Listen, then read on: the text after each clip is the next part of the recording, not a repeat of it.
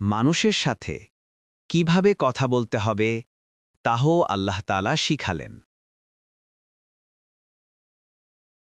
কথা বলার আগে সালাম দাও। সূরা আন-নূর আয়াত ৬১। কথা বলার সময় সতর্ক থাকো, কারণ প্রতিটি শব্দই লেখা হচ্ছে। সূরা কাফ আয়াত ১৮। সুন্দর ও উত্তমভাবে কথা বলো। সূরা বাকারা আয়াত ১৮। অনর্থক ও বাজে কথা থেকে বিরত থাকো। সূরা আল মুমিনুন আয়াত ৩। কণ্ঠস্বর নিচু করো। সূরা লোকমান আয়াত ১৯।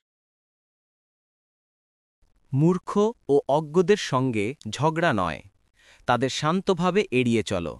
সূরা ফুরকান আয়াত ৬৩।